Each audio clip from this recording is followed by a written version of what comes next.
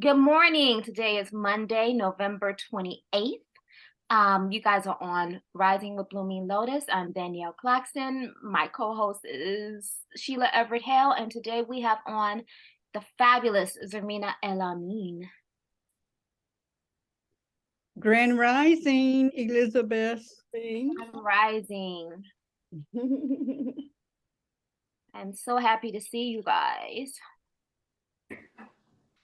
Well, Danyelle, what are we talking about today? Oh, well, Zarinah is so multifaceted. Like, she is such a woman after my own heart. Like, it's hard to put her in a box. You just can't put her in one box. So I know she's an anthropologist. I know I call her a travel influencer because she definitely influenced me to, get out and see the world. She's a mom, she's an author, she's a I don't know what to call you. I'm gonna call you an author coach because you coach other people into creating their own books. True. So definitely puts you in the box of being an entrepreneur. What is it? She is, I know she's an adult caregiver because she helps take care of her dad, her dad is so awesome. I had the pleasure of taking care of her dad, and he is a wealth of knowledge, just and sweet as can be. And so and she's the creatress of the Head Wrapping Expo, which we love, and we hope that she brings it back because it was amazing to just be around, different cultures and just learn how to, beautifully adorn our crowns. As I think all queens should know how to do a head wrap. So I'm like, without further ado, I'm going to introduce Miss Zarinah El-Amin. Grand Rising, everyone. Hi. Grand Rising, good morning. Thank you so much. I'm really happy to be here. And you guys look lovely. It's like, it's really good energy. So thank you for inviting me. You're welcome. And I'm pulling up a picture because if Queen Aduni gives me control of the screen. Today it's my grandmother's heavenly birthday. Today is. It's weird because I finally got the dates of certain people in line. Saturday was my grandfather's, which I do the ancestry. So I will be writing a book because I'm getting the stories correct now. And my grandfather's was Saturday and my grandmother is Sunday. Because my grandfather passed away years before I was born, I never recognized his birthday until I got into the ancestor honoring. So it's interesting to know that his birthday was a day, 2 days before her birthday. So I'm like, yay, today is her birthday. Awesome. Okay.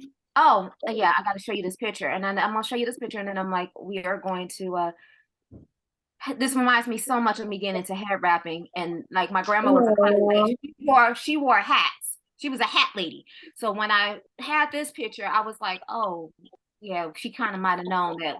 So that's my grandmother. Her name is Mamie Williams. Mamie Williams, yes. She was gorgeous. Oh, she was a sassy lady. Very sassy.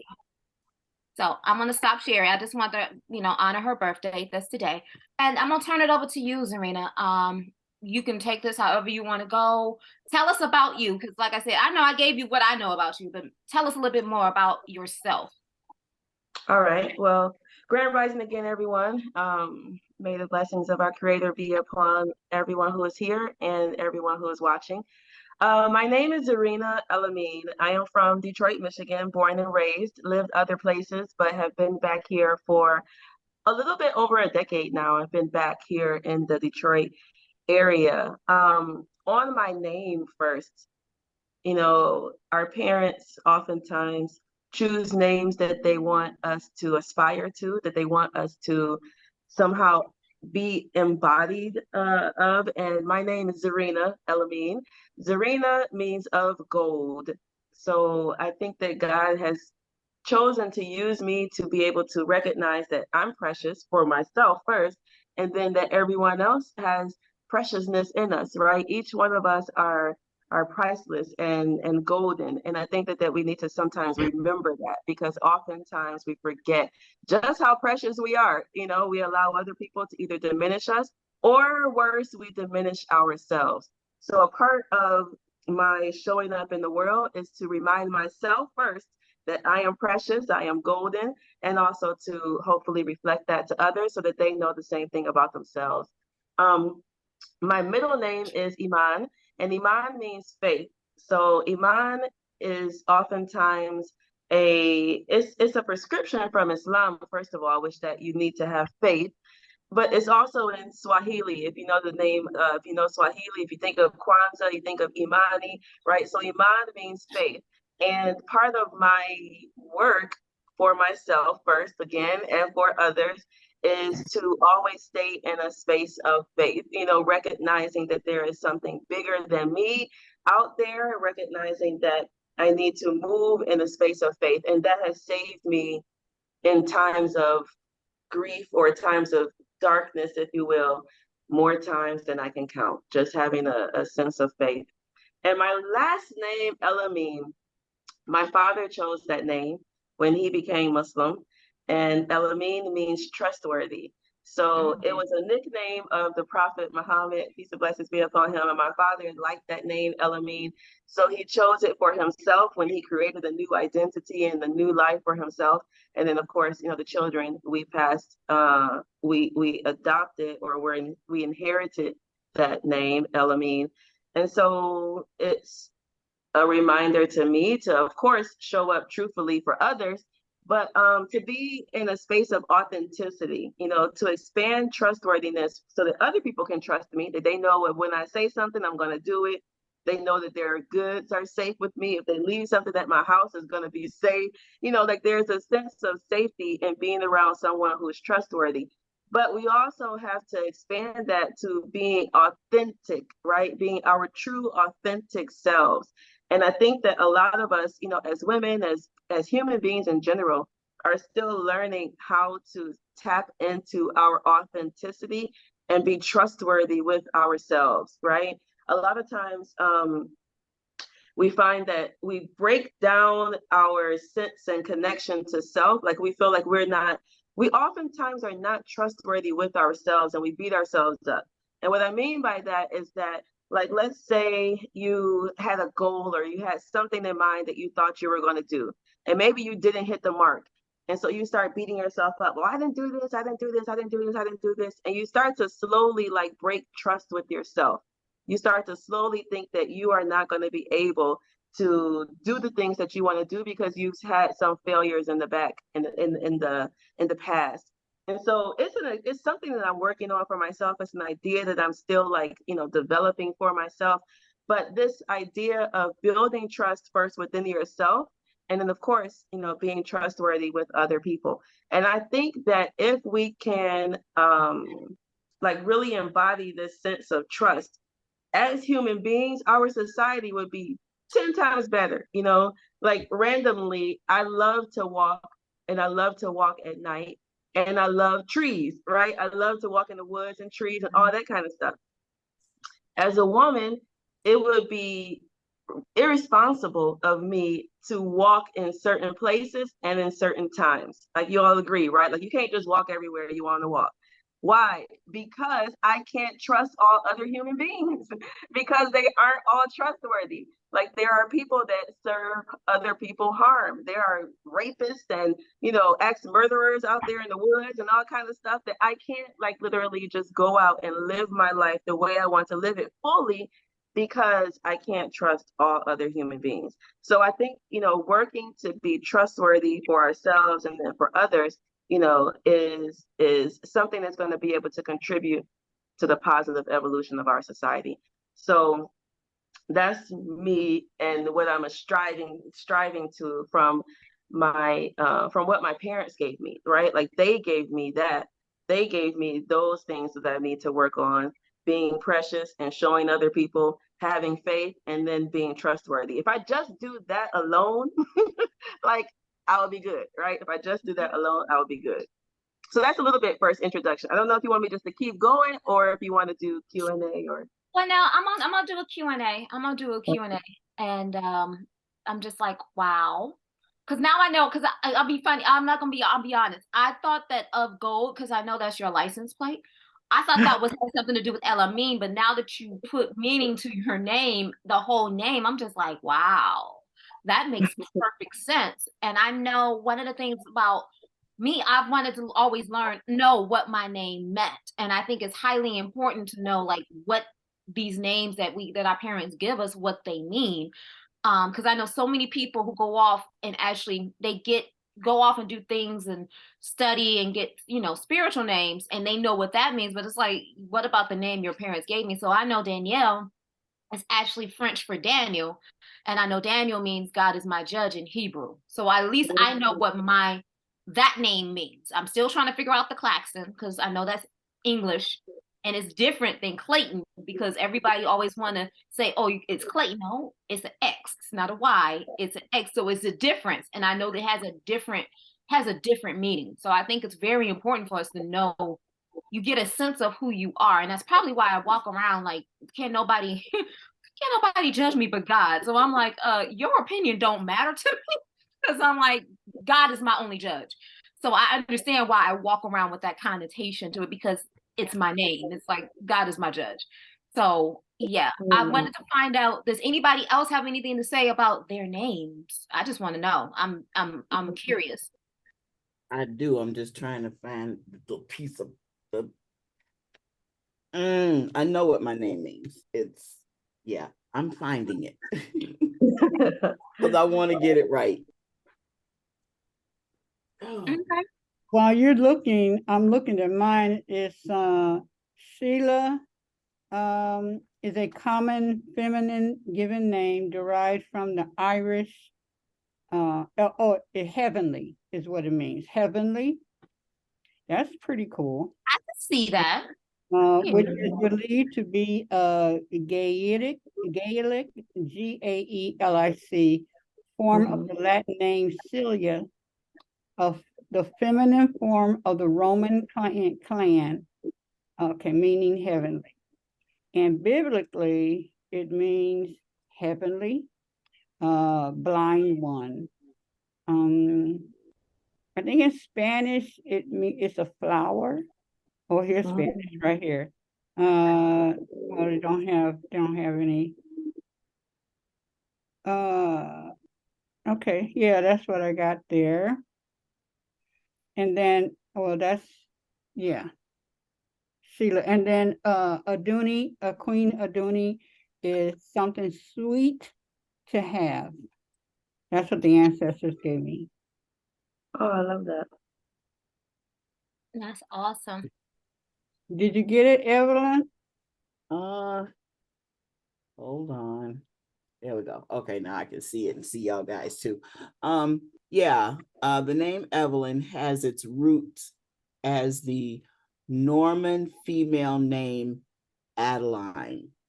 However, Evelyn was borrowed by the Irish, and the meaning of the name changed to the meaning wished for or longed for child. So I'm just wondering, I'm saying, gee, my dad was deep, because he named me. And I found out that we have, my grandmother was half Irish and half something else. I have it written down. But yeah, so I'm wondering, did he name me Evelyn? Because, maybe in some conversations with my mother, she always wanted a girl. She had 3 boys. And yesterday I was working on my oracle cards, and I put the pictures of my 3 brothers on the oracle card. And yeah, so she had 3, and she used to put, this is the youngest, Bubbles, and she used to put mascara on him because she wanted a girl so bad. Oh no. But no, he wasn't feminine, but yeah. So wished for, and she wished for a girl. So I was the last, I was the baby. Now, for me, I know my mom, my aunt and them were not trying, they were not deep trying to come up with a name that had a meaning. They probably liked the sound of Sheila and, you know, but when I was going through the hysterectomy thing to figure out what to do, I went to this African sister who said that she was a witch doctor and she was saying that um, when she added up the numbers for my name, it alluded to the lower half of my body, and that was what I was having issues with, was the lower half of my body, and that I needed to change my name. I don't remember what she said it was, but I just remember that, you know, the numerically what came up to, and I don't even remember the numbers. I mean, whoever does that, the spelling is still the same. But yeah, I'm Queen Aduni, Sheila Elaine Everett, and they misspelled my name. Elaine has an E on the end, but on the birth certificate, it does not have an E on the end. But who's the law? My mama.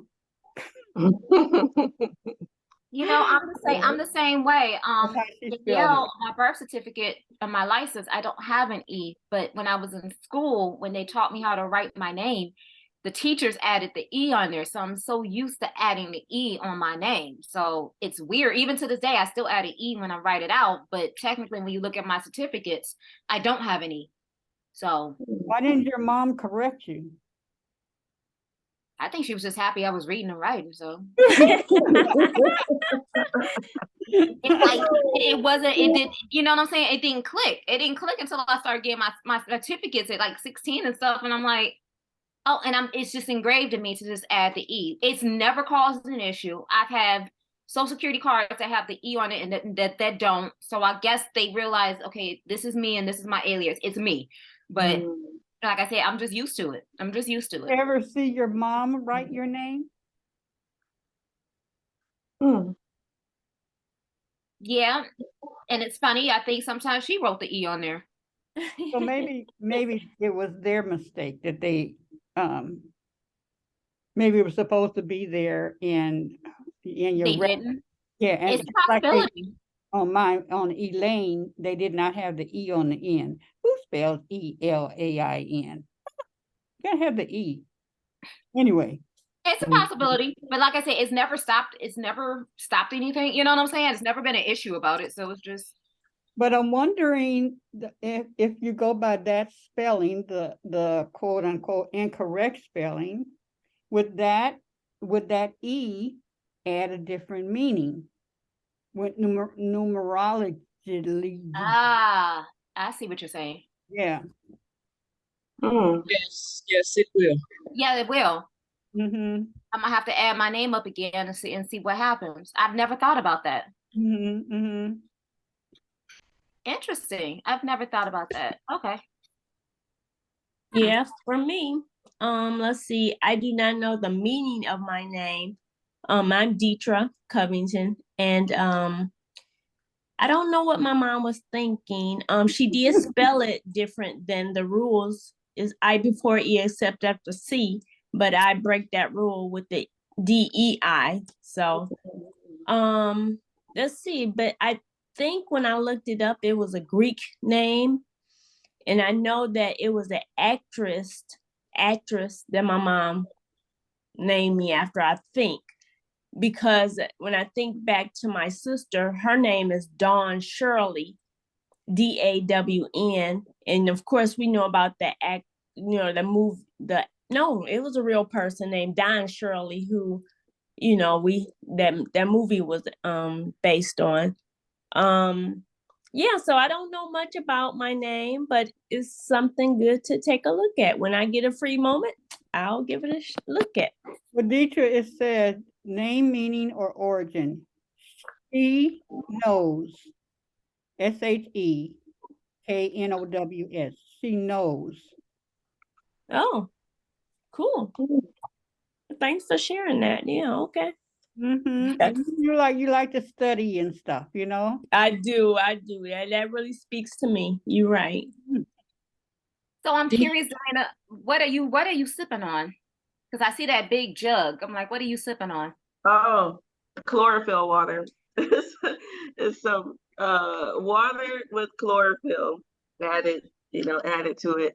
Um, well, as you know, my father is ill with cancer. My mother died from cancer. So I'm a little bit paranoid, I would say, if I think about it.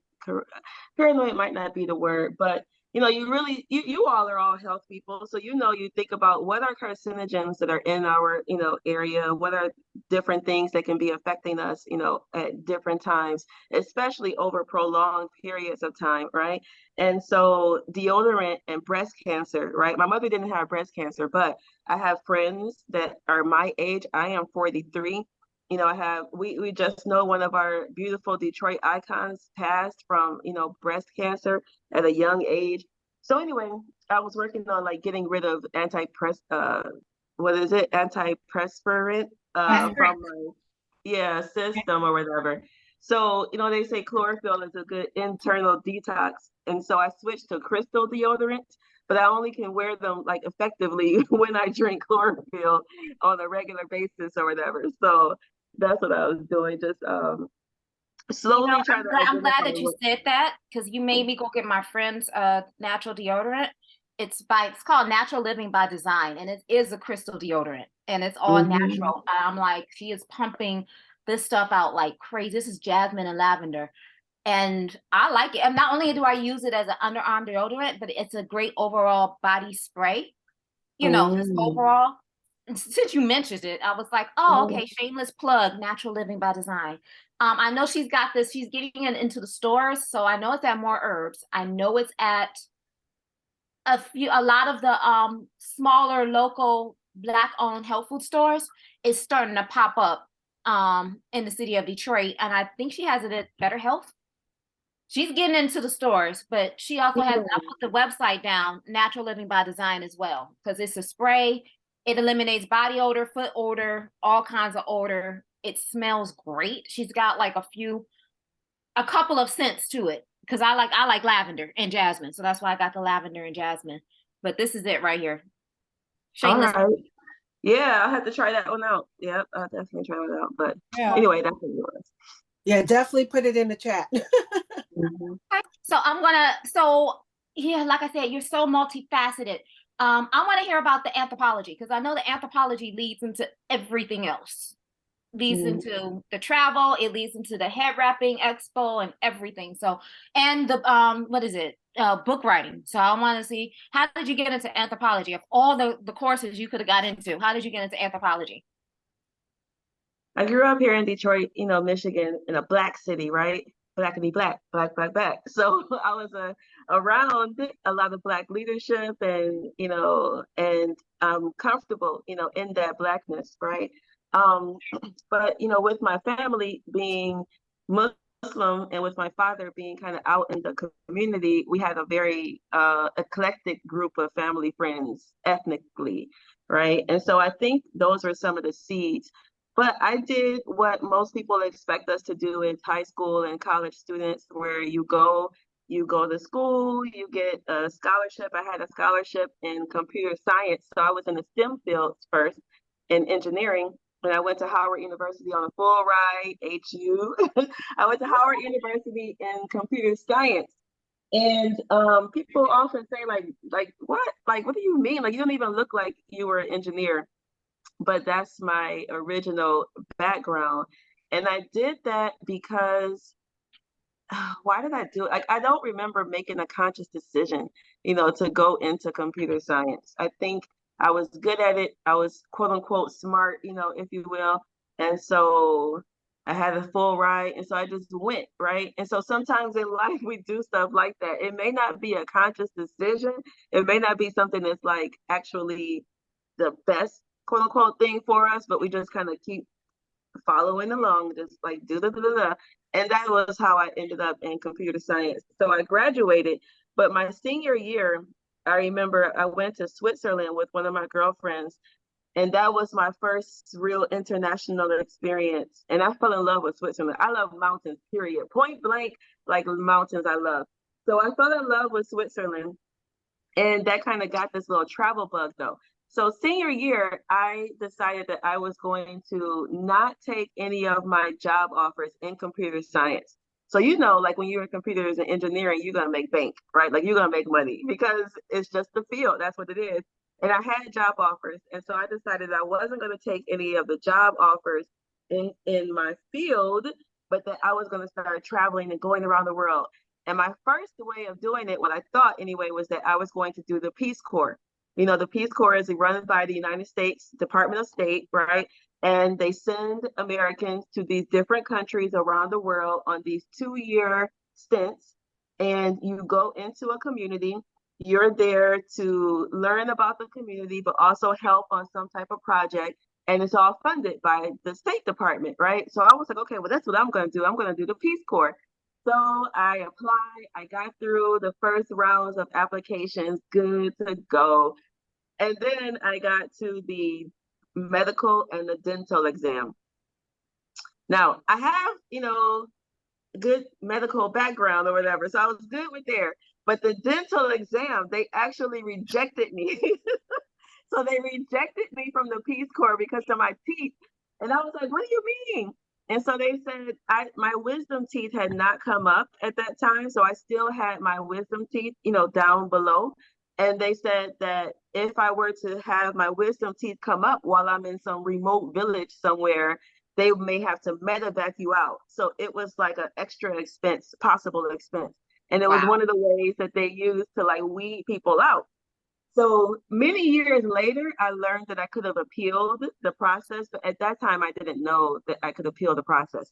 So basically, I was rejected from the Peace Corps. So I'm like, dang, what am I going to do? And everybody's like, see, just go take the job offers. Like, you know, go to work. You got other stuff you can do, go to work. And I was like, nah.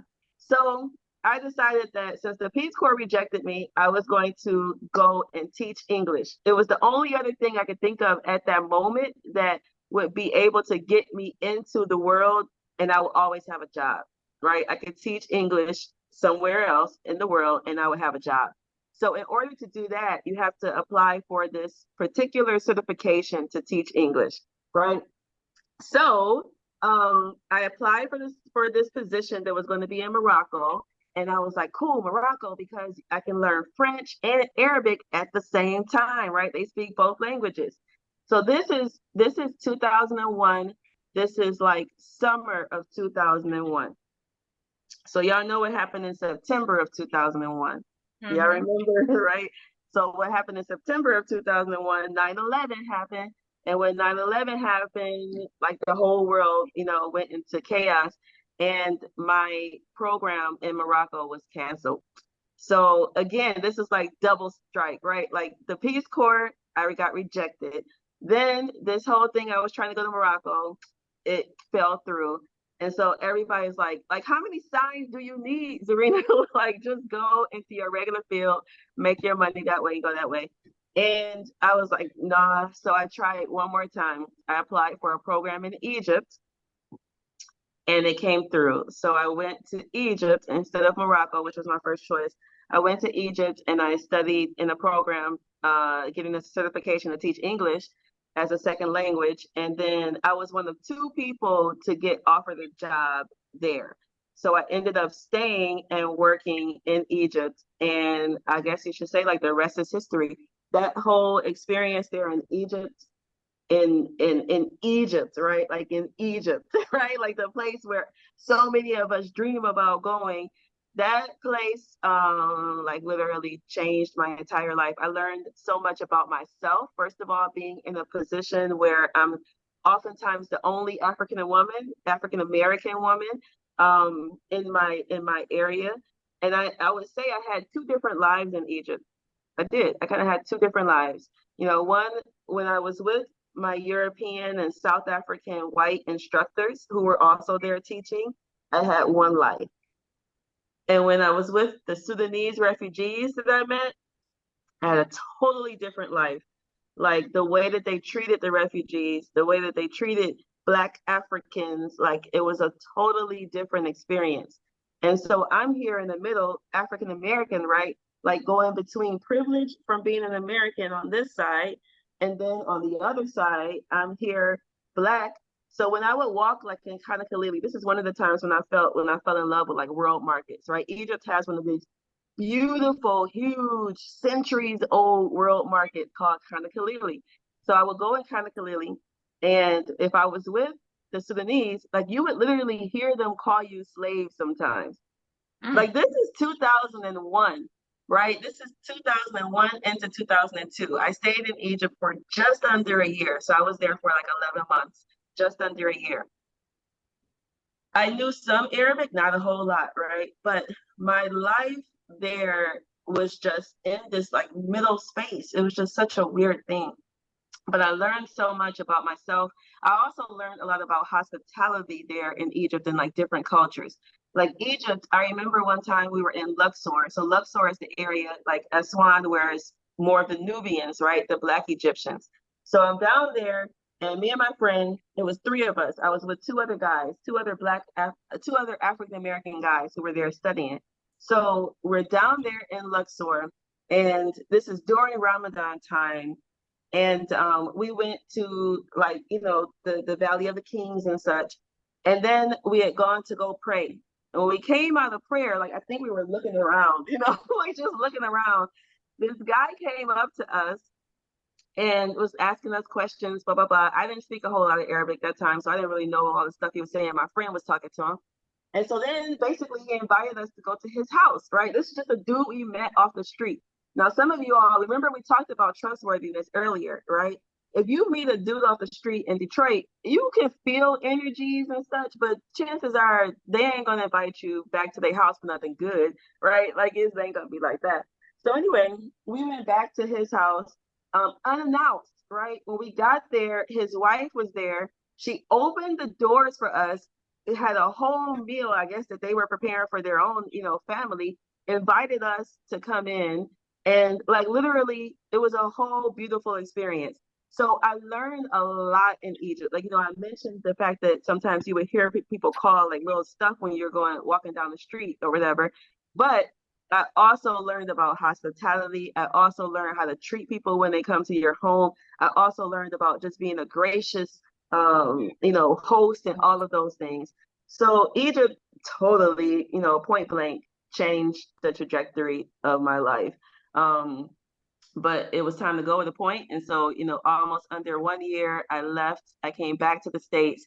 And then I didn't go back into my field of computer science, though. I went and I started working in international development.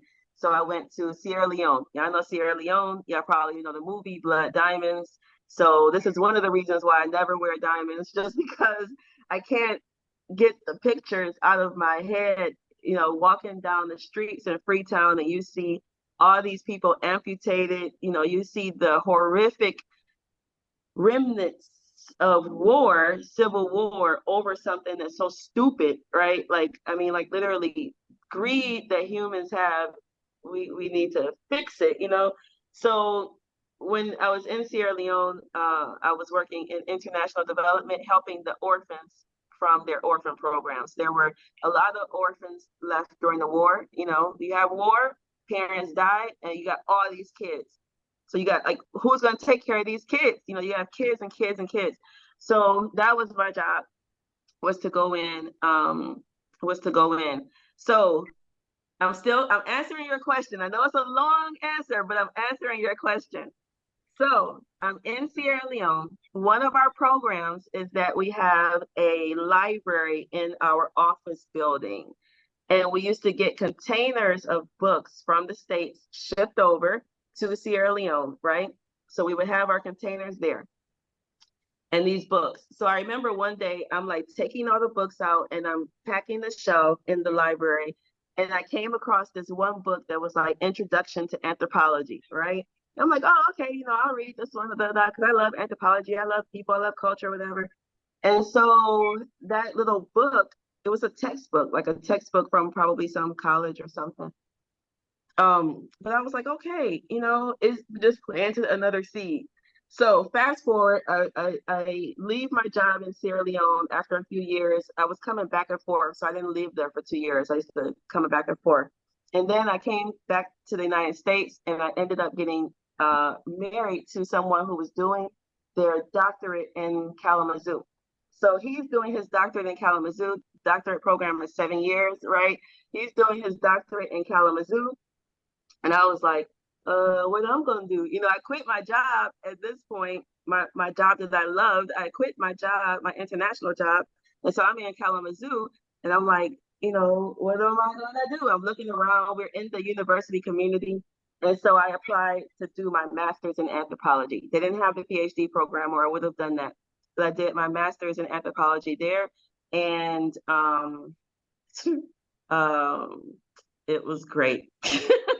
It was great. It was great. It was great. It led to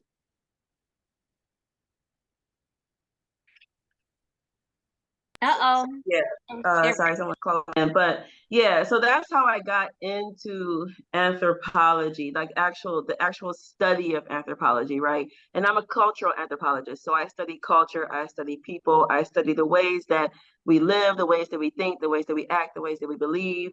All of those similarities and differences are the things that are interesting to me and what I like to bring out to other people. So yeah. Wow. Okay, you could take a breather. I know it was a long answer, but that's how it came about. It's cool. Like, okay, I'm starting to understand more. Like I said, I'm learning more about you. It's like peeling layers of an onion. Like, ooh, this person. Oh, that's about. Okay, okay. So, yeah, that makes a whole lot of sense. Like, okay, I get it now. I get it now. So Yeah. I want to know, does anybody have any questions for Zarinah at this point right here? Because we got like two more key factors. Fabulousness. Because they both, like I said, we have to start from the beginning so you understand, the other two. Because I get it. I totally get it. Anybody? How do Go you ahead. say your name? Zarina. It's like Serena, the tennis player, but with a Z. Zarina. You talked about anthropology. Is maybe I'm wrong, or maybe you said it. I don't know, but is that have anything to do with the study of rocks, or is that So no, that's like geology. But it is archaeology. So you're probably thinking about archaeology where people are going, okay? right? And they're like digging and trying to find old material culture and things like that. So under the umbrella of anthropology, anthropology in general is the study of human beings, right? The study of humans. And then underneath that, you have cultural anthropology, which is where I fall. And then we also have a track though, which is archaeology, which are like the people who go and dig deep into the ground and see, oh, here we found an ancient city, here we found this or whatever. And so that's the archaeology, which is the discovery of material culture, like physical things, from the past. Okay. Um, you you just mentioned the past, and earlier, this is a little off subject, but earlier you were talking about cancer in your family, and you said you didn't use the word fear. You did use the word, you're kind of somewhat paranoid of it. Mm-hmm. What you might want to lose that, It's true. because you'll attract it to yourself. And it's like you talk yourself into, I am not going to get it. It's not coming my way. And if it does, it's not going to get in. So that was just a suggestion. You're a very intelligent young woman, very determined young woman. I could tell by the way you did not give up in following what you wanted to do. So I just want to say I admire you for that. Thank you, and I appreciate that reminder and that suggestion. And you're absolutely right, right? Like yeah, I have to reframe some things mentally, and figure out the best way to read, to figure out the best way to be conscious and to move with purpose while also staying in a positive light. Yeah. So I'll be working on that. Thank you. And thank you for your story. It was very interesting. I enjoyed it. Appreciate it. Thanks for listening. Mama had your hand up. Grand Rising, sweetie. Grand Rising. All of you who have come on before, after we said Grand Rising. Thank you first of all for coming and sharing with us today, Sister. How do you say your name? Zarina. Zarinah. Zarinah. Okay. Sorry about that. I Welcome. just wanted to share. I'm watching a series called The Midnight Club. And I was avoiding it, but it just every time Netflix has different thumbnails, it makes you it'll attract you to one that you're always drawn to. If you're not going to watch it, you're going to end up watching it. But they talked about this place is a home for children with terminal illness. And the director or the woman, the doctor that's there, she told the children, she told one young lady that was coming, she said, I can't, I'm paraphrasing, I'm going to add my own stuff. She was like, I can't stand when people talk about, they're battling cancer, battling this, and, the language that's used. She said, why can't we look at it as people just stepping off the battlefield? Because they don't feel like battling. They're not battling anything. They decide to leave the battlefield. And that they're given permission to leave the battlefield, and go live. So I just wanted to share that. I just really appreciated that talk that they had. I was like, I need to show this to everybody. But I just really appreciated her saying that it's not a battle. That you got permission to stop being on the battlefield. I'm going over here. Thank you. I'm going over here. And that they don't lose anything. They're not losing a battle. That's what she was focusing on. I just really appreciated that and wanted to tie in what I heard you talking about. So thank you. It's so funny how Mama had you and I I watched that too. And another show that I'm watching, and I mean, it's called Manifest. Yes, I did. Yeah. I was drawn in by the premise because I like that time travel stuff, but I'm on season 4, and wow, you got far. wow, They just have some of the things. They have a lot of hidden gems in these. So, they be sometimes they're crappy, but I told Haru, I'm a psychology major. I'm gonna study the personal interest, because there's another one that talks about this young lady having a life. She had a thing happen in her life, and they show simultaneously how she's living both lives at the same time. Like one moment is this life, and then they pop up the other, and at the end she comes and meets herself in the mirror. I was like, oh my God. I was like, that was a movie, so that's a quick one. But all these little tidbits about, us and how we look at life and how we approach it. This is yet a story being told or being lived out, and we have the ability to make it how we want it to be lived, It's not written. We don't have to do a thing a certain way. So I just want to thank you for bringing that to the forefront. Oh, that's so propos. I'm just thinking about, oh my gosh, because RJ came back here from his dad's. So he has a problem with the school he goes to, because he should be learning computers, and because he should teach them. Sometimes you want. Teach them. I just can't. Boy, you ain't paying for nothing. Don't do that. He goes to Waldorf. We like Waldorf because they let children be children. And they don't put this should do this. And actually, they discourage all the computers, but they know they can't fight it. So they ask you to balance it out. And that's what we attempt to do. But don't tell this boy what he should be doing. He's going to be what he's going to be. And so our job as his parents and grandparents is to find when he's going to be going to high school in 3 years. We got 3 years. I need to find something with the arts because he's artistic, with music because he's musical, and the computers, all three. He can do whatever he wants. He needs to create his own. And people are my age and older learning the computer. Who's to say he's going to learn it like that anyway because of who he is?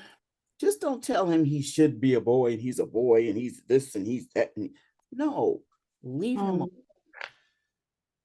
Mama Evelyn, you gotta let the daddy be the daddy now. You gotta let the no. See, you gotta see. I know. That's why I don't. That's why I don't, because yeah, it always I don't comes want you from to. I don't later. want you to have that growl when he goes to his dad and when he comes back from his dad, because that's energy being put out there.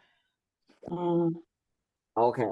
Go make something, Mama Evelyn. Go make something. Go create something. Go create something. Something. Ooh, That's right. That's true. I get. That's right. Okay. So I want to see. So my next question is, because I know, because like I said,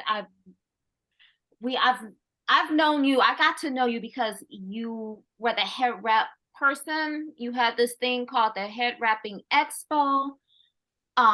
You have this calendar or a few calendars that are like absolutely gorgeous. That you have to explain how all that got started. How all of that got started.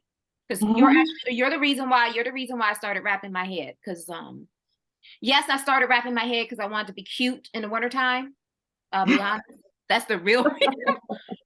Because so here's the thing. I grew up working at a hair salon, and I know that in the wintertime, those wool caps are great for keeping our heads warm, but they're horrible because they pull out all the natural moisture from the hair. And I had a little girl came in one time and her whole back of her head was like just dry and gone because the wool cap pulled everything out. And then you can't tell nobody not to wear a cap in the wintertime.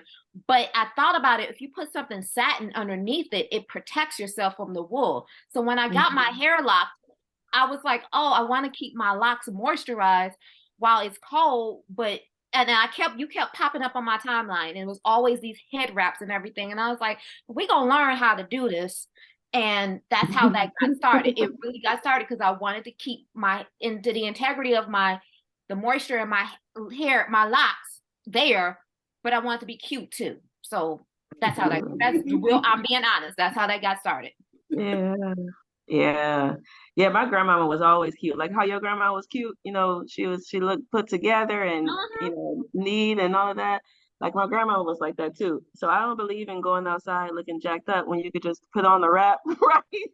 And look put together when you're outside. I am absolutely team no bonnet. That's I've been saying that for years. I am team no bonnet. I got a bonnet in the house, but now when I'm outside, there's too many ways to be cute for that way. So, head wrapping, as you all know, I grew up in a Muslim family, right? And so head wrapping is a part of our regular culture.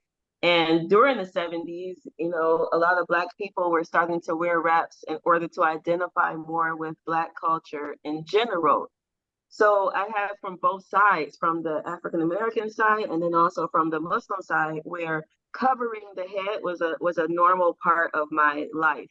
I did not always cover my head every single day. Growing up, my parents didn't make me cover my hair every single day. My mom didn't wear it every day when I was young. She used to rock this big like afro that was like a asymmetric afro or whatever. For a part of our growing up time. So, but head covering was like familiar to me, right? It wasn't like unfamiliar territory. But when I was in Kalamazoo, I remember I used to go to the bathroom sometime and I would like, have my scarf on and a lady would come in and she would be like, oh my God, like, I love your wrap. Like, how do you do your wrapping? This. So I would take my wraps down in the bathroom and like retie them, right? And like show them how to do the wrap. We would have these little mini free tutorials in the bathrooms or restrooms, I should say, of restaurants and, you know, just random places. So, um, so I'm naturally an event planner. Like I know this, I think in events and I think in cultural ways, right? And so I was like, you know what, I'm going to start doing workshops. So I started doing workshops just for free, you know, just going around. I would go to like the youth events or places like that. And then once you start doing anything, this is for those who are business minded, right? Like once you start doing anything, when you do it with intention and you do it with some consistency and with some quality, right? You start the track and then people will pick it up. So I did a few workshops for free, never thinking I'm going to do this for business or anything like that. But then other people saw the quality, they saw what I was doing, they were engaged. And so then they started requesting it, right? So it grew from there. They would request. And that's how a lot of business stuff starts. You know, sometimes people see things that are like really big and then they get intimidated. They don't want to start because they're like, oh, I'm never going to be able to do it at that level or whatever, right? But we don't have to do it at that level at the beginning. Every place starts and you don't really know where you're going to get to if you don't take the first step. So it wasn't an intentional route, but that's how the head wrapping stuff came about. Now the calendar, you know, for my master's in anthropology, you know, you have to do a thesis in order to graduate. PhD, you do your dissertation. For the master's, you do a thesis. And I had done a thesis on singlehood in Muslim America. So I had interviewed a lot of single Muslims about their struggles trying to get married or singlehood, the single life and all of that. And when I finished, I had the thesis and people in my community wanted the results. So they kept asking me like, well, what did you learn? What did you learn? What did you learn? And I was like, okay, well, read the thesis, you know, or I would try to give them some little quick email. And I was like, this is too much. Like, I can't keep answering these emails. And nobody wanted to read my thesis, right? At all. So that's how I got into publishing. Like I published my thesis as a book. I converted it from the thesis into a book with a pretty cover and all that stuff or whatever, so that people would actually read my study. Right? Like they didn't want to read it when I told them it was a thesis. And I got tired of answering the questions in the email. So I published that book strictly for my study to be able to be in an easily accessible format. And that publishing, you know, taught me I know how to put something together now. So when I wanted to do this head wrapping calendar, and I did the head wrapping calendar first, not to like for a business perspective, but I have a mentor in Senegal who was running a program for young people there.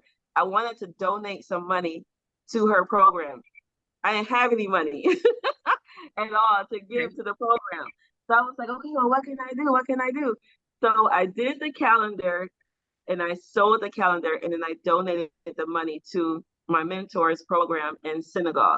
And that's how the calendar started. But I knew how to publish because I published my first book. And that was like kind of like the road, if you will, that led me into publishing. Now, real quick, you know, the head wrapping stuff, I'm an anthropologist. So my approach to it has always been not only from the Black perspective, but from a global perspective. All of these different cultures utilize head wraps. Why? Like, why do yogis, when they get to a certain level in their yogic practice, when they're meditating at a certain level, why do they feel like they have to cover their head at that level, right? So there were all these like things that I didn't understand and I wanted to know more. So I started to interview people from other cultures surrounding head wraps. I interviewed Jewish women. I interviewed the Sikhs. I interviewed people who practice yoga. I interviewed the women that wear the geles, the big, beautiful Yoruba geles from Nigeria. Like I interviewed a lot of these different people on their understandings of wrapping.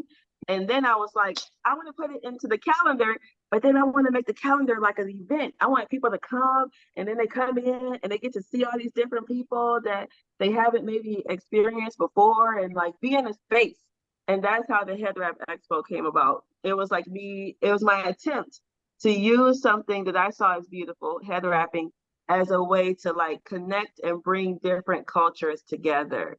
And I say this because we got some criticism in the beginning. Some people didn't like that I had other people. It was like, who's these white people here? And I was like, well, those are the Jewish ladies that, that rap. I thought this was a black thing. I said, I never said it was a black thing. I said it was a head rap expo. That's what I said. It was a Right. head rap expo. And it looked at the global art of head rapping. That's what I said. So I had some people that like were upset with me that I came at it from a global perspective and not just a purely like Black African, perspective. I also had some people that were upset with me that I didn't put it in Detroit. Like they felt like I was a sellout because I had the event in a space in Dearborn, and they didn't like that. So I've heard, these criticisms. You probably didn't hear the criticisms, but what's that mean? What that means as well is that when you're putting something out there that can be beautiful, that can help people, that people love, you're still going to have the critics. You're still going to have those people that try to pull it down or whatever. So you have to be strong enough and you have to have enough fortitude in yourself and in your vision and what you're doing to be able to continue to move forward and take whatever good you can out of their criticism and apply it to what you're doing to make it better, but then, dismiss the rest of it.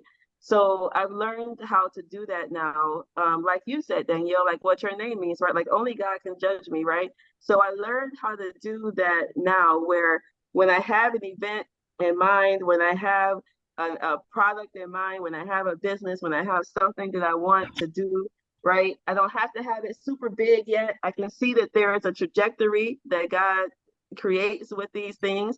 And I can, learn to move in that and be in my space and dismiss the haters, right? Like dismiss all those people or whatever. Yeah, that's our 2020 calendar. Yay! That's the 2020 calendar. You guys probably know the cover girl. Yes, You guys know her? Yeah. Nyla, she's a beautiful, beautiful dancer and model. Yeah. Yeah, she's a beautiful spirit. And So she's a mommy. She's a mommy of twins now. So I'm like, oh, she's like, yeah. Oh, thanks for pulling the pictures. Yeah. So, these were some things. Oh yeah, here's the our event. I don't know what year this is, but I did the event for 6 or 7 years, I think. And everybody wants, I think this was the last one, 2018, right before the 2018, yeah. pandemic. Mm-hmm. Yeah, so 4 years ago. And there's a lot I can say about that. Like there's quite a lot, but it's just overall, I would say for me, I didn't realize the impact that event was having on people. Like I saw this guy randomly. I was at a friend's wedding reception. This guy comes walking down the street or whatever, and he's talking to this friend that I know. He was like, I know you. And I was like, oh, okay, hey, whatever. He was like, yeah, you're that head wrap chick. You did that head wrap expo or whatever. And I was like, he said, I actually modeled in your event. I didn't know that he was one of our models, which is a beautiful thing, right? Like it's multiple people who are involved in this. And he said he only did it like one, little bit real quick, but he was like, man, I love that. So I didn't realize the impact that people have. I didn't know there was a t-shirt. I'm sorry. I didn't know there was a t-shirt. I'm like, I should okay. bring that t-shirt back out. You should. Yep. I might bring that t-shirt back out. So and like one of the things I loved about the head wrapping expo, especially if you was a volunteer, you have no idea how or where you're gonna end up at and you were so busy, you probably don't even remember this. At the last head wrapping expo, I got thrown into the fashion show. Didn't know I was gonna be in the fashion show. Did not have Naya contact with me. I had my glasses, didn't have my contact. I proceeded to go out and walk because I've done modeling before. It's not hard.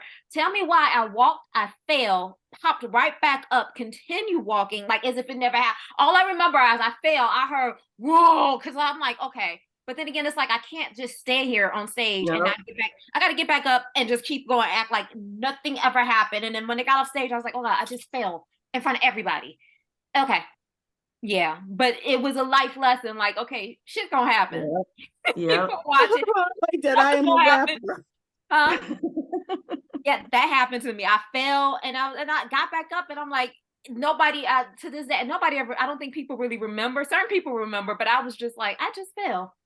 Okay, in front of everybody. Okay, we gotta get back up and keep going. We just gotta And keep moving. keep going. Keep Yeah. going. Thank you, Danyelle. You know, it's the beauty of this whole event is that it was a community, you know, experience. A lot of people contributed to that event. And that's the way I wanted it to be, where it was like a lot of people can get their Oh no, you're muted. sorry, you guys, people calling in, but a lot of people can get their shine. A lot of people can, you know, have some exposure. One of the beautiful things I love about that event too was that a lot of the vendors would connect with one another. Like they would connect with each other and create relationships and stuff outside of us, right? And I love that part. I love that people were able to come together, you know, connect and be friends in real life. You know what I mean? Like not just on that day. So that was a beautiful the Head Wrap Expo is beautiful. Now I do think we're gonna bring it back probably, yeah, if not next year, because my next year is looking packed. If not next year, then in 2024 I'll be bringing it back and like, you know, doing it again because internationally a lot of people it started to get like an international following. So I had people from Nigeria contacting me, like reputable people, you know, from Nigeria, Senegal contacting, like, hey, we want to do this and stuff. So I have friends in like Atlanta and LA. Like they was like, so what is this and how can we get it here? And I'm like, this is not even my thing, but I got to talk to her because I'm like, what I love was how people walked in, especially women who are just now getting into the culture. They're just now getting to themselves and everything, how they walk into the expo and it may just be jeans and a turtleneck or whatever, just plain Jane. And they walk out, they have a bag full of wraps. They have a wrap on their head. You know, it might be a little, they walk out transformed, you know, for stuff that, you know, you be sitting there. It's a little bit different than watching a YouTube video because I am a YouTube person. I will find somebody to teach me how to do something. But I've sat in on one of your sessions. I actually helped you, assisted you at some of your events at the library and helping these women learn how to do a basic rap, just change their whole demeanor, their whole hey, hold pause one quick, Danyelle. That back picture, that girl, I've been trying to find her. Not this Indonesians, these are my friends, but yeah, this one. I don't know if anybody knows her. I've been trying to find her forever and give her her picture because we had some super duper dope pictures of her. I don't know if anybody ever knows who she is. I wanted to find her. I remember her name was Dow, I think, Diaw. I tried to look her up on Facebook and that didn't work or whatever, but we had a lot of beautiful people that came in and like, you know, model and really own the stage and then come into their new selves and stuff. I love that. I love to see people transform and like get to a place where they never thought they would be able to do something like that, like walk out, but then it becomes a part of their personality or whatever. So just side note, if anybody ever sees this lady or knows her, tell her that Zarinah is looking for her so I can give her her picture. Zarinah, this right here is the one where this is a great t-shirt. Okay. All right. That's a great t-shirt. Yeah. The words or the picture? The you know, because this is like music and I am a rapper. I'm a rapper. Right. And then you have the woman right there. Yep. I love that. All right. Yeah, I had that image created. Artist created that image, like specifically for us or whatever. So yeah, I should pull it back out. Yeah, I think the whole thing is a t-shirt. Even the website, everything. It could be a good advertisement too. Whatever. Yeah. Right. All right. I will do that. Now, yeah, I remember I thought that I thought this was something that she had put on. Jendaya? Mm-hmm. Yeah. So Mama Jendai, when I first started, you know, as I told you guys, I was looking around, like interviewing lots of different people or whatever. And, you know, Mama Jendai was like a beast with the galas. And Yeah. so I Yeah. had the first event I had here in Detroit super wasn't super big. I did like something in my house one time, and Mama Jadai came and she did her style. Oh, and then the calendar. So the calendar, when I did the calendar, I wanted to feature her. So I had she was in the first calendar, I think it was, first or second calendar. And then for the calendar release party, like I had blown up the pictures and I had them all around. And Mama Jandai came and she, you know, talked and she did the raps and stuff. So she was one of my very, very first like supporters here in the Michigan area. Man, I loved her. Like she was always so gracious, always, you know, always came, always was just, you know, super duper dope. So yeah, alhamdulillah. Your work is beautiful, just stunning. Thank you. Can I be honest? Like, you better be. Yeah. We can show enough in authenticity.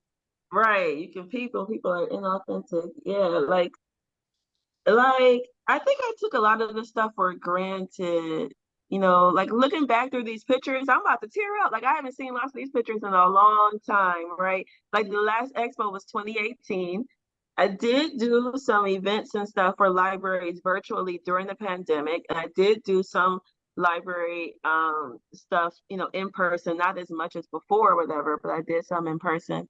But I think I used to trivialize it. You know, I was like, yeah, I think I trivialized it. I didn't really, Yeah. you know how some of us like do stuff, but you don't really fully appreciate it, or you don't really fully separate like what you've done, even, you know, with it. That's how I did this expo, beautifully wrapped stuff. That chick right there, I want that kimono, that dress. But yeah. So I thank you all because for me right now, just having the ability to sit here with you and talk with you and share some of what I've done, it's a reminder for me to, you know, pat myself on the back. Like, okay, you did some great stuff. You know, you did some great stuff that has some amazing impact. And even if I never did another expo again, you know, the ones that we did impacted people positively, you know. So yeah. Yeah, this is amazing. Now That's my mom right there. There's your mom right there in the green. Yeah. Right here. In Senegal. Remember I told you my mentor, like the very first calendar that I put together, and I wanted to donate some money or whatever. Like that was my mom's friend. And so my mom went to Senegal, I forgot what year this one is, but she went and she stayed with that mentor, and she has a program. So that lady runs she used to run a program called 10,000 Girls. It was awarded one of those hero awards by CNN. Like she got recognized and, you know, really big and stuff. And now she runs a program for deaf children in a village in Senegal. So our nonprofit still supports her work, but really the first calendar was done to donate money because I didn't have any. This is beautiful. When you shared your story about how you how you got started is very similar. Hold on, let me let you see my eyes. Because when my cousin and I started doing hair, 78, and we did a I'm going to stop sharing. Okay, and so we did this something we did a seminar at Marygrove one year, and then we had people come from all over, come in and stuff. And we did these workshops all day for beginners and intermediate and advanced. And then once it was over, then all the students that had taken the class were like, what's next? Like when you're in a situation, what's next? And so when we did it the next year, we had planned out that where classes were going to be at and stuff to follow up. And then, then we ended up with a whole school and, all of that kind of stuff. But just like when you start something and you're just doing it to share and to fulfill a need, then you find out how great that need is and that those people need more. And then, like you said, then you got a whole company, So we ended up with a whole cosmetology school specializing in natural hair care. And and it's been, that was 78 when we did that, and we still going even now. But yeah, I did attend one of the things in Dearborn. Yeah, I was surprised when I walked in and I saw the multiplicity of cultures there. That was amazing. It's like, yeah, right. Everybody has every culture has a way they cover their hair or wrapping and such. So it made sense that it would not just be a Black thing, Jackie? Yeah. Yes. Thank you. I'm loving this, and I don't even want to cut you off. I just want to go with the flow, whatever you're sharing. It's awesome. But I did want to ask questions about head wrapping, because I do want to learn how to wrap mine, and I wanted to know where to get some materials. I have some things, and so I just wanted, if we could get into that. I did have questions about that. I have some things that just would kind of, I think my mom, she has people in Africa and stuff like that. So I ended up getting some material, but I want to know where can I get things, or maybe I should follow you. Maybe have some videos out already that I could look at. I was also, FYI, I have a singer friend named Jasmia Horn, who her whole thing is that right? I'm ready. Jackie's ready, yes. I love it. She does has if you look at her CDs and things like that, that's her whole look, for years. And she actually took me in the ladies' room one day and it was helping me, but I forgot. I guess I need to practice it and I don't feel confident, I wish I was out there to go to one of your things in person, but I just want to just say that. So thank you. Yeah. One of the things head wraps teaches you is that you own your space, right? Like when you come in, when you're wrapped and you walk into a space, you don't worry about, oh, everybody's looking at me or blah, blah, blah. You literally learn to own your space, right? And so it builds up your confidence. I find that I used to have some ladies that would tell me that they want to start rapping, but they were concerned about wearing them to school, or they were concerned about walking into the workplace and all of that. And some people would say that, I went to work and they told me I couldn't wear it or this or this. And I said, some places, you have some type of energies like that. But oftentimes, if you walk in like this is me, bam, and you walk in with your own sense of confidence and you walk in with your head up and you don't ask for permission, it's not even a question. I've never, in all the spaces, from corporate America to academia to any place around the world, I've never had anybody question me or try to tell me that I had to take it off, right? And that could be a blessing from God that I wasn't questioned in that way. But I also think that it's partly because of the way I carry myself. You're not going to question the way that I look, the way that I dress, the way that I choose to express myself.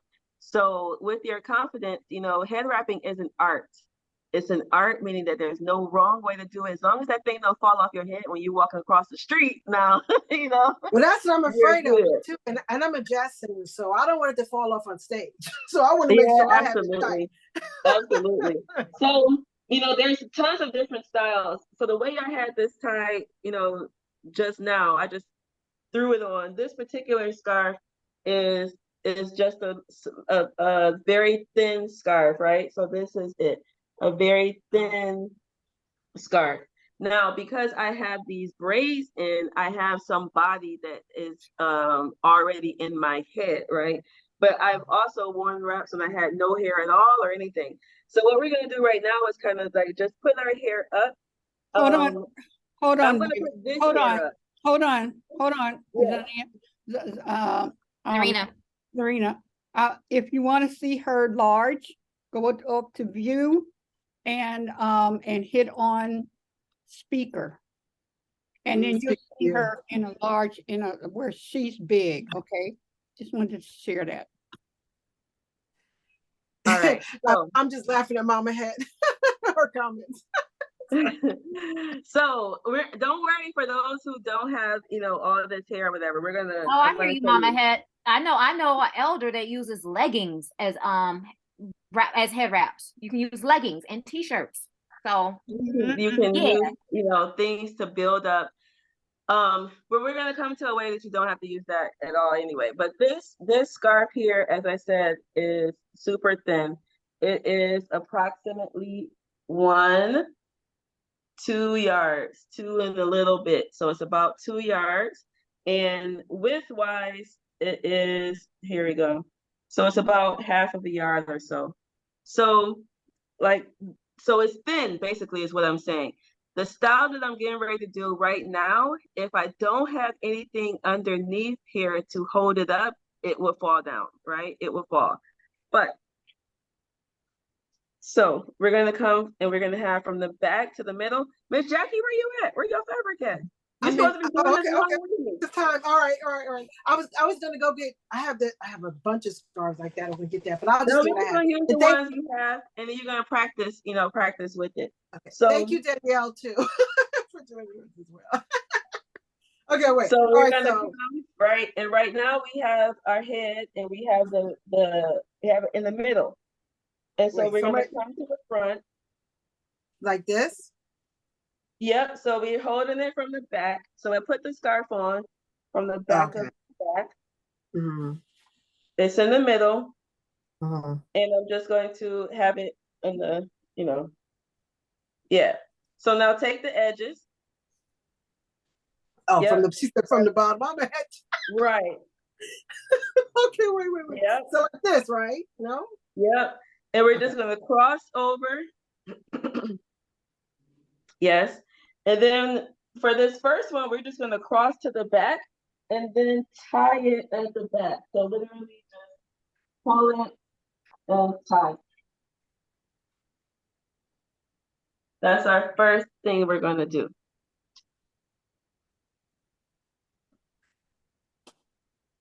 That's it, you Miss Jackie. Uh-huh. All right. Yes. Okay. So you got it on, right? So now from this point, then I want to like maybe adjust it.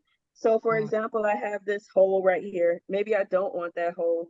So I might just pull this up and adjust it some. I might for me, I like to have peaks sometimes. So I might pull the, cross it. So when I cross it in the front, I can put that little peak there, which gives me a natural facelift, right? So I can put that peak. And at the end, I can leave those down if I want. If I don't want to leave it down, then I'm just going to take one side, pull it up, and then tuck it in. So the ways that your wraps get tight is like tucking, pinning, tucking, pinning are ways that they get tight. What kind of pins? So you use like these dressmaker pins. They're pins that have a little knot on the end. Okay. Right. Here in Michigan, like when you go to Hamtramck or you go to Dearborn, you can walk into any of those scarf stores and I'm in New York. You're in New York. So I'll have to find some other. Yeah. Which part of New York are you in? I'm actually, this is a joke, but this is, people say, what part of New York are you from? New Jersey. I live in I'm like 20 minutes from New York, so we just say New York area. But I'm in New Jersey. All right. I'll ask my friends for a hijab store over there. So like if you go to one of the hijab stores, or you can get them from Walmart and those places too, like in the sewing area, look in the sewing area and you'll see like these pins. They're not the little silver pins with the little, that part. It's like the pin, they have a little, you know, bulb, if you will, on the end. So, you know, I could tuck this in, right? And that's easy, nice and peasy to go. Now, one of the reasons why I like coming up this way sometimes is that no matter whatever fabric I have, whether it be a big fabric or a thin fabric like this, I can still create some type of style. So what I'm going to do now is take this back down. So now I'm back to where I was, right? So now I'm going to cross, and instead of crossing in the back, I'm going to cross in the front, and then I'm going to make my knot in the front this time. So now I have my knot in the front, right? And no matter what type of fabric, if I have wax print, I can do the same style. So you're going to come to the front and then cross it and pull. Yep, let me do it again. Okay. So like shoelace or whatever. So you come to the front, then we're going to cross and pull. Yeah. Yep. So ball it up, and then you'll be able to. Yeah, tuck it, tuck it, tuck it. Bam. Yes. All right. So now from here, what I want to do with this particular one is I'm going to pull this to the side, and I'm going to twist the two ends of the scarf together. Yeah. So pull it together and then twist.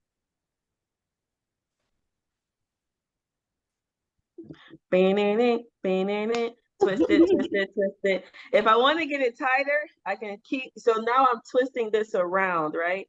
So you see when you twist around, like how you try to wring out some clothes or whatever, it would, you know.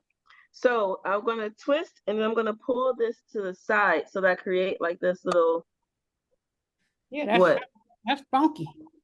That's funky, right? Now, my fabric is, so I see what you did, Jackie. So you brought it up and you're like going around. You can do that. You can use the same thing to make your bun in the front. What I did this particular time is that I just took it to the back, and then I'm just going to tuck it in under here. Okay. If I had a pin, I might pin it. Like if I don't want to tuck it in, but I want to go to the top, I would pin it. I would get a pin and I would pin it. I don't have any pins right now, so I'm just going to bring it down here and then tuck it in. Can you guys see that? Yeah. Okay. So now you may say, Z, that's not cute. Look at that little hole or whatever, you know. So after you get it on, then I come back and fix, you know, whatever adjustments I need to fix. I like what you was doing, Jackie. Really? When you was tucking it. Oh, in the top. That's cute, Jackie. So you can do that, right? And just bring it around and make it a ball. Yep. So okay, jazzy woman. Literally, right? Let's see what I love about hair wrapping is that you can have a whole situation of going on unbutton this wrap, but it does give you that facelift and that little tuck, and it's like, okay, throw on some lip gloss, going about your business. Nobody know I've gone with conditioner in my underneath my wrap. I was about to say, yep, that deep conditioning, you know, go out your deep conditioning days. Yeah. Hey, I see a new person. Welcome. Patricia. Hey, Coach T. Grand Rising. Yeah, so I wish people would have used that back in the Jerry curl days instead of walking out with them bags on their head. Yeah. Well, you know what, Danyelle, one of the things, no, say your name again. Say it one more time. So, you know the tennis player, Serena Williams? Zarina. So okay, got Zarina. Zarina. Yeah. Okay, got you. Zarina. Okay, so Mama Zarinah, I just wanted to share, one of my girlfriends, she always would say, just play with the fabric. Just, you know, just But one of the things that I trip out on is that no wrap is ever better than the first one you do. You know, you say, okay, let me take it down and get it tighter. Leave the first one alone, you know.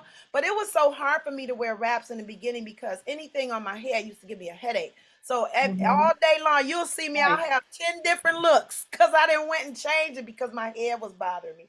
But after a while, I became accustomed to wearing them. And so I would keep one style a day. But I'm telling you, all day long, I might have 6 different styles coming out, you know, coming out of the ring. Yeah, that's a real thing. You know, like I've been wearing wraps for a long time, and for a long time I didn't get any type of discomfort at all. Like in the last maybe 4 years or so, I started getting headaches as well.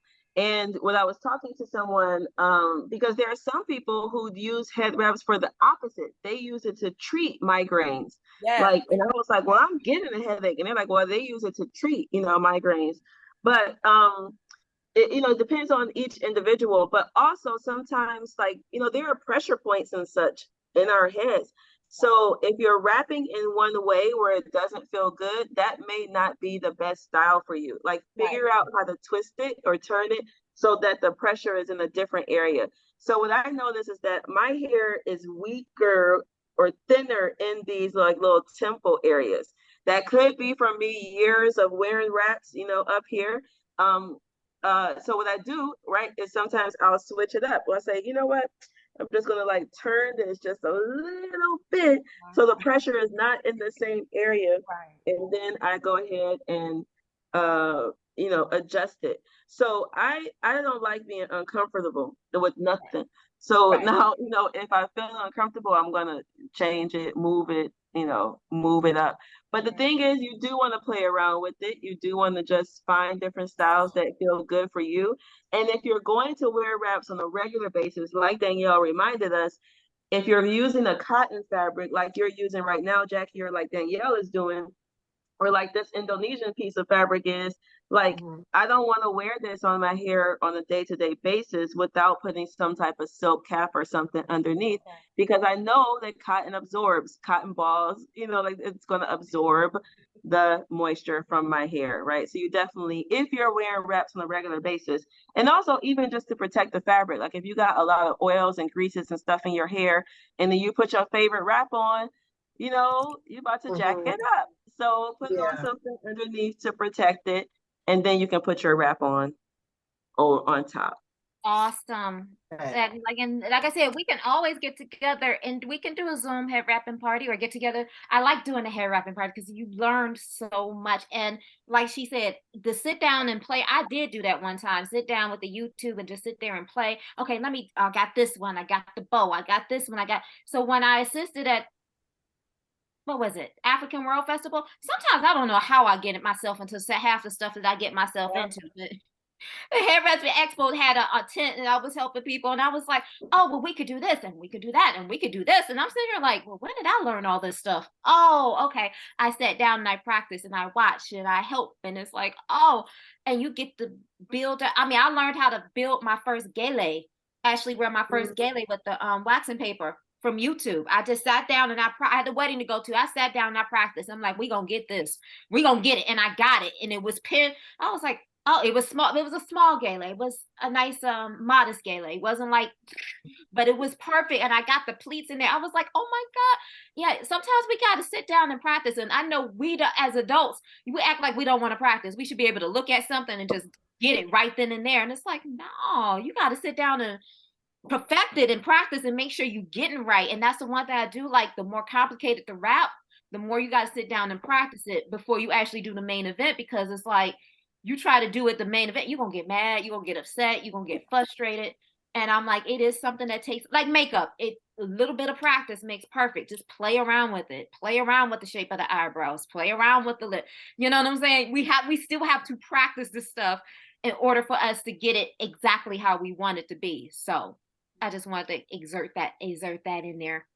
But so yeah, we got the hair wrapping part down. So now the final piece is this, you are author, and not only are you an author, you're an author coach. And I have your 2 books. The links and everything. I'm ready. I'm gonna put it in the chat, but I want you to talk about just talk about this new venture that you're doing, because with the self-publishing and how you're publishing your stories, but you're also helping other people get their stories published out. Yeah. So remember I told you all like how the head wrapping stuff comes about from people asking me? Like that's the same way that the publishing business came about. It was I published my book, I published some things, so then people kept asking me for assistance and help. And then eventually I started charging for my services, and that's how the whole company came about. But God uses me right now to help people get their ideas out there into the world. So people come to me, they hire me when they want to publish a book, whether that be a memoir, their own story, or whether that be a business book that they want to put together and launch their own business, right? Like I'm really big on expression of self, authenticity, sharing your story, but also being paid for your skills. And I have no qualms about people utilizing their experiences, their skills, their knowledge, and building businesses off of that. So some people come to me and they want to learn, okay, Z, how did you build a location independent business where you can go travel for Turkey, to Turkey for 3 weeks, or you can spend a month over here? How do you do that? Because they think I'm super duper duper rich, and I'm not super duper duper rich at all. Yes, you're not super duper rich yet. Right, it's coming. Because I have a lot of things I need to support, and so I need money to be able to support the stuff that I want to support. But they have some misconceptions about how to live the lifestyle that you want, in ways that are easily attainable as well, right? So I built my business through publishing, and through the other things, using my skills. These are my unique skills that I have. I put my spin on it, and then I monetize my skills, right? So I monetize my skills, and other people come to me now and they want to know how to do the same thing. So with the publishing, I had published my book, people asked me, but now I have a group course. So I have a course where it's starting January 2nd, actually. So our next course is starting January 2nd, where we're going to be meeting for 6 weeks. I meet with them weekly. We break down and we map out their entire book. So whether, again, they're on the memoir track and I just want to tell my story track, or they might be on the business track and I want to use this to make some, money track. We map out their entire book so that in 2023 they can publish and get it done. So I love the parts of publishing that I love are that I get to help people fulfill a lifelong dream. Like people have been dreaming about writing a book, sharing their story. I love that I get to assist in that. Sometimes, honestly, I get annoyed as hell. Like when I have to keep answering lots of questions from people that go, what about this? What about this? So sometimes some aspects of the company I get annoyed with, and almost to the point where it made me not want to even do it anymore. I was like, I'm tired of this, blah, blah.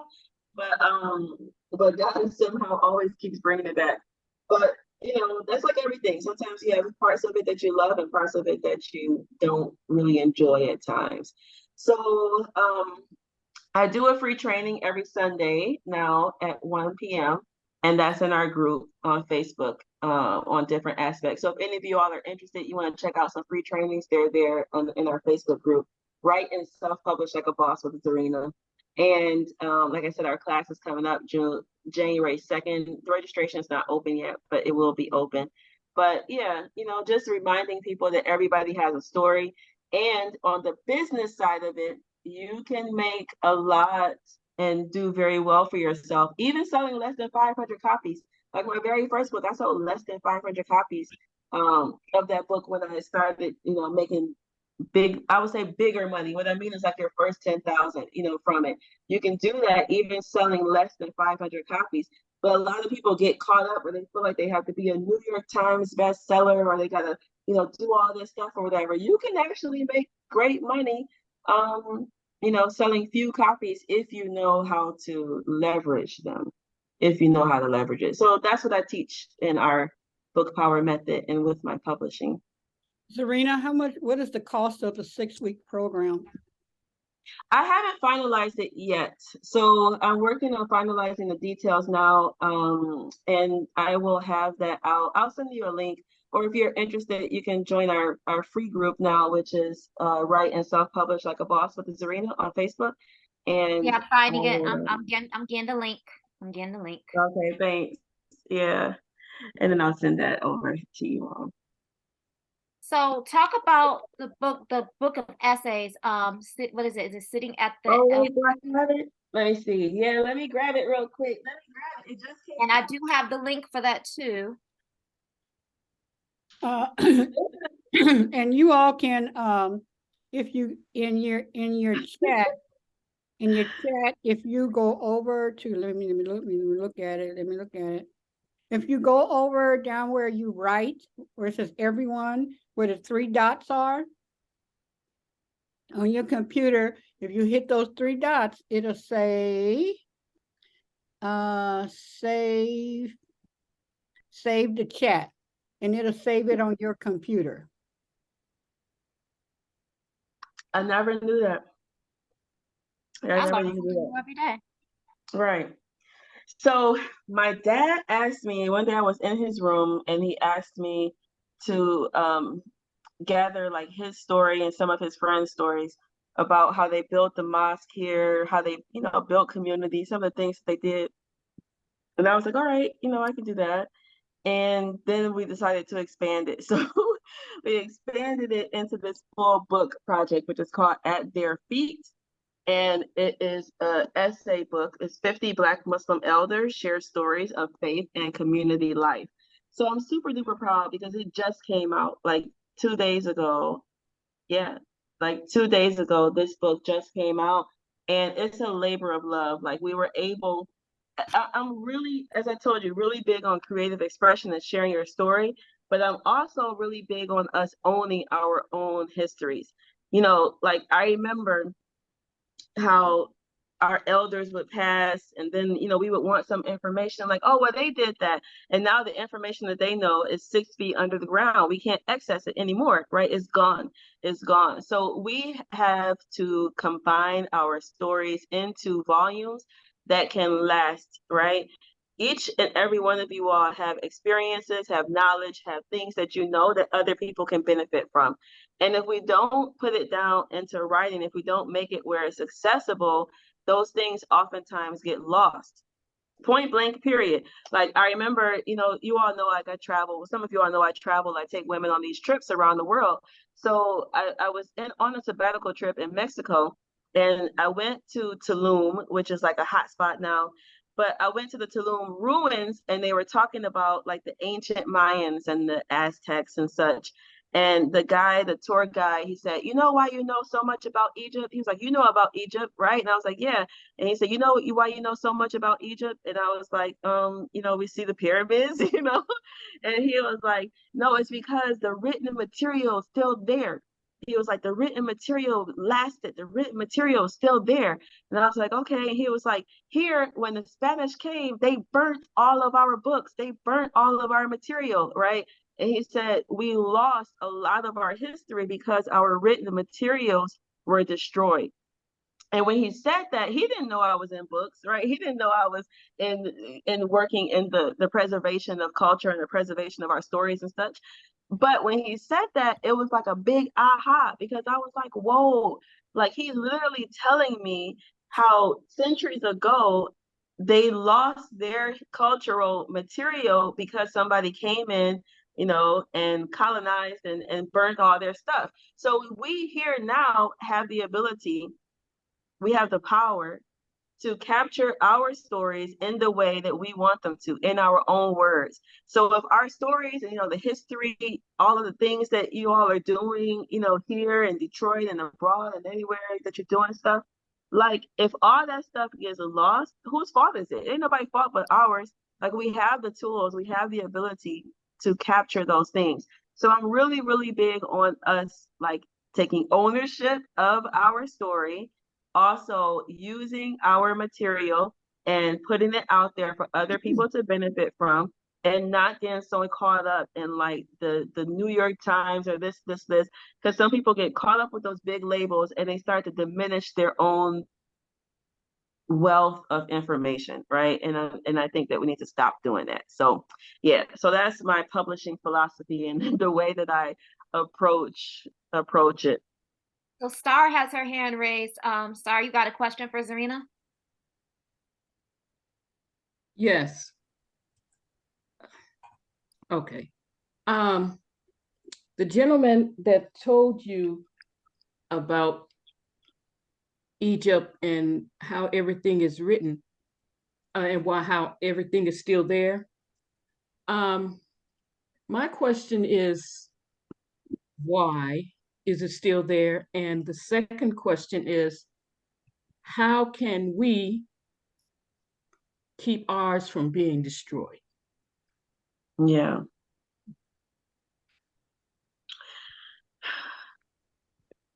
I don't know the answer to the first question. You know, I think that a lot of reasons as to why a lot of their written materials and such lasted.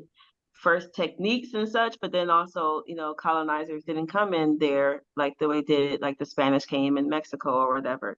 So I think a combination. I don't have enough knowledge to know really why there's, and then also some divinity, you know, had to be at play as well.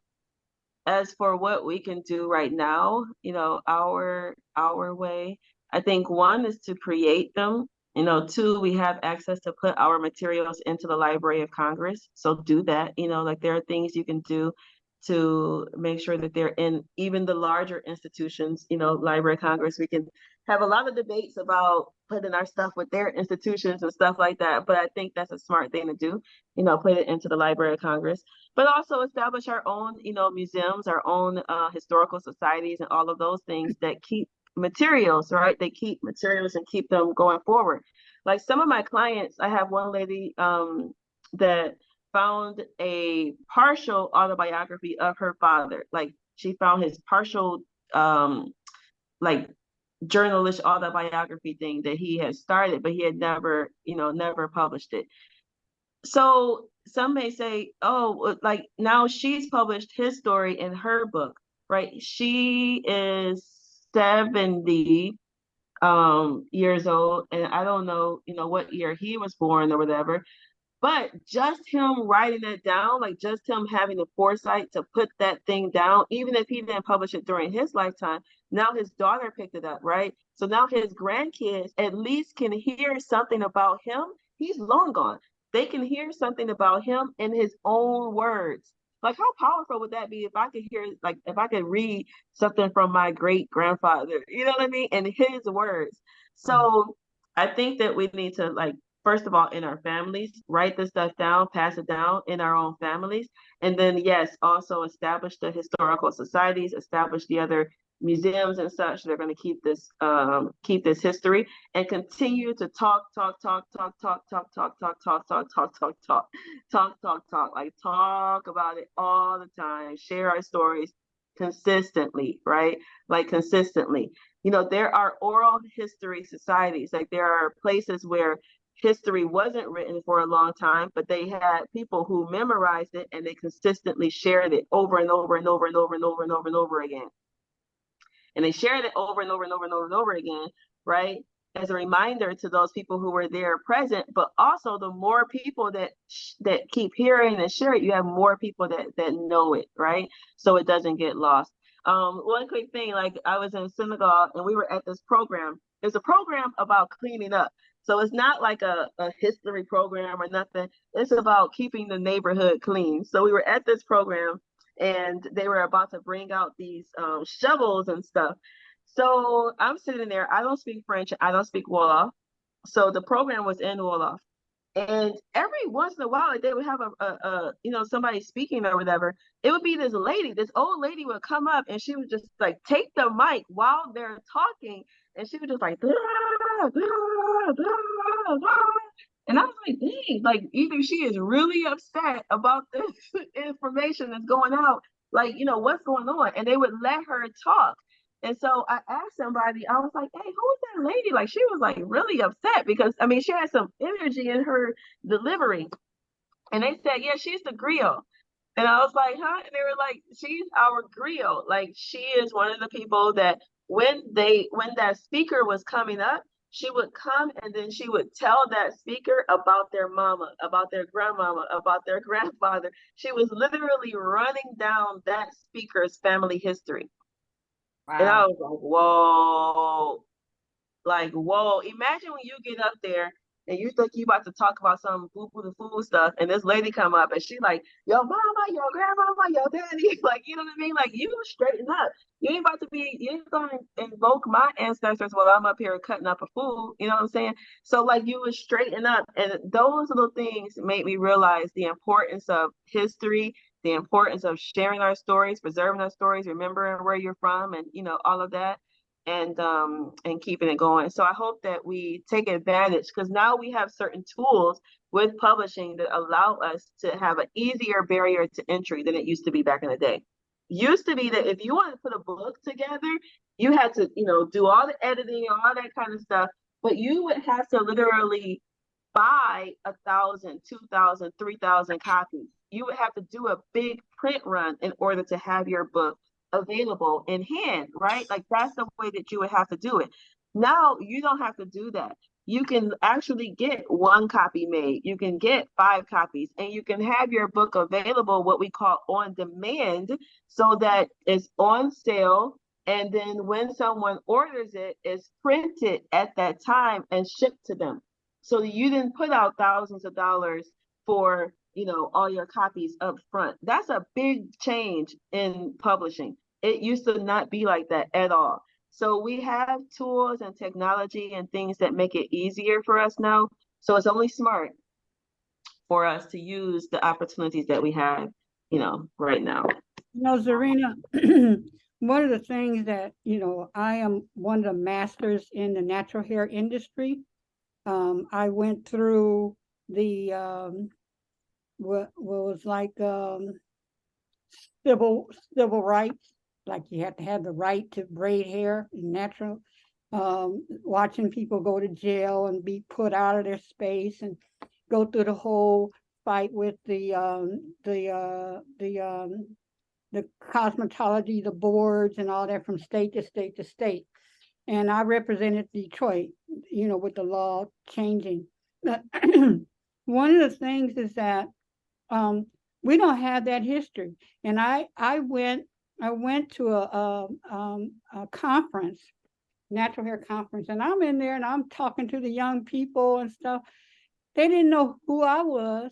They didn't know who Joanne Cornwell, the starter of the Sister Locks.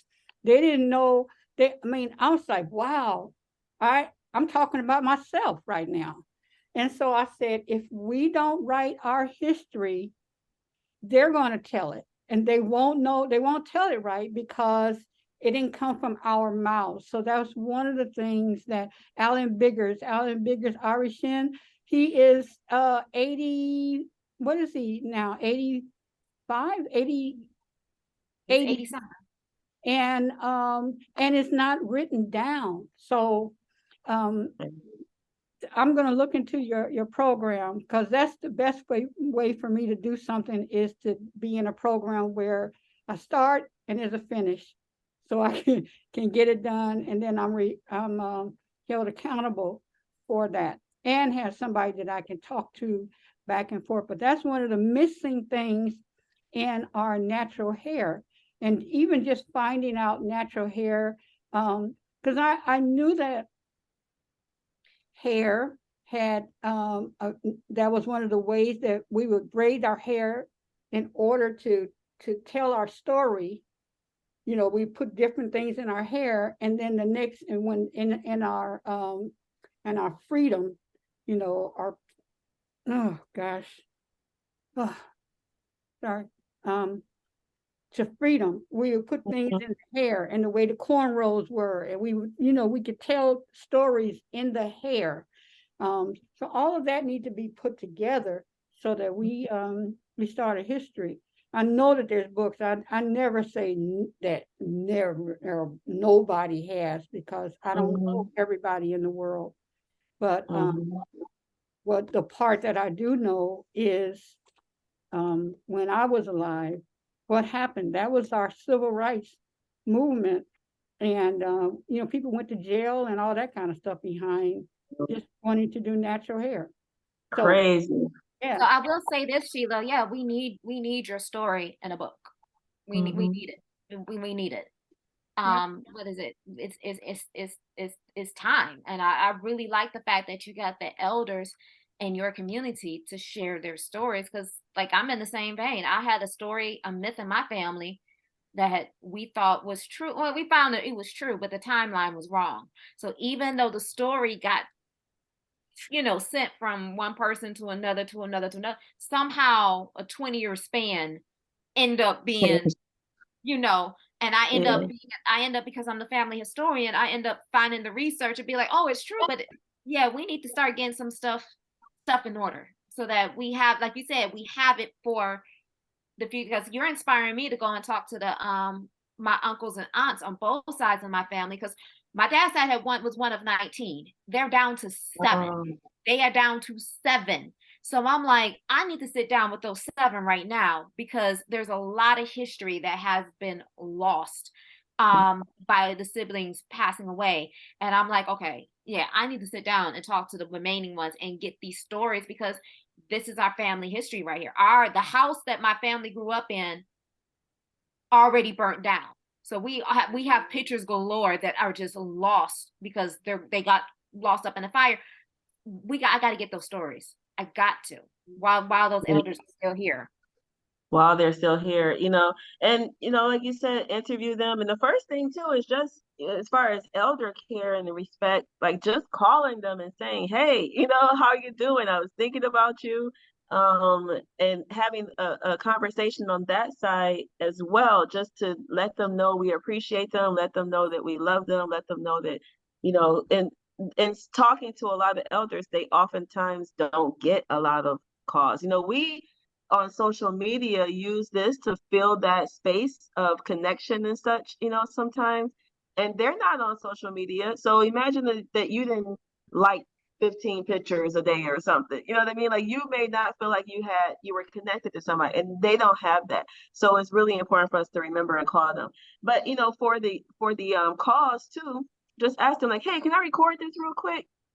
And just start a conversation and record it. So even if it's not a formal book yet, just get into the habit of talking to them, recording them, so that we have that information. Because I'll tell you, like, when all of us know we've all lost people, and when you can't ask any more questions, like, it's gone. Like, when you can't, it's gone. You don't get to come back and go down and dig up or whatever. Like, no, it's gone.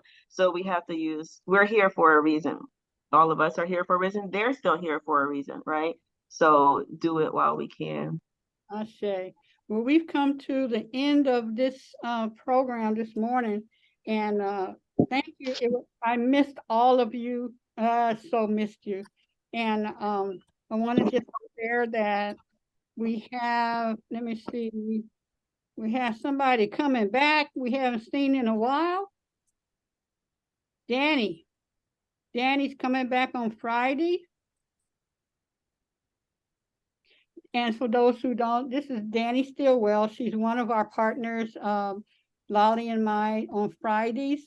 And she was out doing ministry work with people who were dealing with cancer and other things. And so she had to just, be, how Danny is, but she is a wealth of information. She's back on this Friday. So, make sure you can join in if you can. Make sure you do that. Also, getting ready for February, we will be doing the conference online, Elizabeth Visionary Conference online, the end of, what's that date?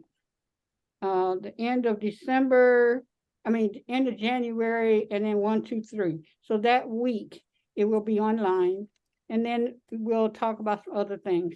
I want to put in a bid right now that Zarinah, that you are one of our guests and that you do one of our sessions. This was beautiful today. Thank you for coming and sharing with us. And we'll make sure everybody has their head wrap material when they come. I love it. Thank you all for inviting me. It's beautiful to have these women's spaces where we can learn from one another, share, this is community knowledge. So each of us have something that we can bring forward and share. So thank you all for listening. And I pray that God keeps you all ascending on your paths and makes you all beacons of light for those around you as well. Ashe. And Kwanzaa, we will be doing something special every day for Kwanzaa. So if there's someone you want to be there for your Kwanzaa day or a Kwanzaa day, then let us know. I am talking to Mama Shu for Friday, because she is definitely a powerful sister that has done some work in the community and bringing the community together. I can't think of the name of that day. Anybody know what Friday is? I know Imani is Saturday. But anyway, so we'll be talking more about that. Okay. All right. Great show, Danyelle. Great show. Give yourself some love. Yes. Are we going to get a new Zoom link? Yeah, this is my personal Zoom, so it never changes. Instead of scheduling something else, this is the Zoom forever. Okay. It just means I can't have nothing personal during this time. But I'm with you anyway. So this is the new Zoom number.